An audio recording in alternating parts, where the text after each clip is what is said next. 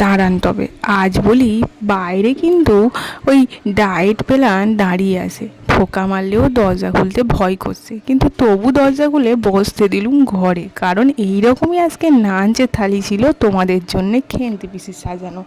প্রথমে এখানে নিয়ে নিয়েছে সাদা ভাত, উপরে একটা কাঁচা লঙ্কা, এতই লঙ্কাটা ঝাল ছিল এক কামড় দিলেই এক গ্লাস খালি। তারপর ছিল করলা আলু মাখা, এইটা কিন্তু গরমে খেতেই হবে, মা বলেছে তিতো খেলে গরমে ভালো, সেই জন্য না খেলেই নয়। তারপরে নিয়ে নিয়েছিল মশার ঘন্ট, এটা আজকে টপ বলতে পারো। এই আজকে থালির নায়ক ছিল ওইটে, আর নায়িকা ছিল এই যে পাশে বসে গেছে, দুজনের তো পাশাপাশি থাকতেই হবে, সেটা হলো এই পনির মশলা। তারপরে নেওয়া হয়েছিল বেগুন আলু দিয়ে 3.5 মাসের ঝোল, যেটা কিন্তু খেতে দুর্দান্ত, আর স্বাদে একটু ইলিশ ইলিশ ভাব গো, যদি ভালো করে সর্ষে দিয়ে রান্না করা যায়। আজকের এই মেনু ছিল, কিন্তু দুর্দান্ত খাওয়ার কম্বিনেশান ছিল।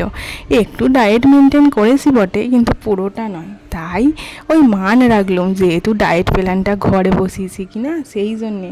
আজকের এই নাচের থালি কার কার ভালো লাগলো জানাতে ভুলোনি। যদি ভালো লাগে একটা লাইক করো, শেয়ার করো, আর হ্যাঁ, পরের ভিডিও আসছে।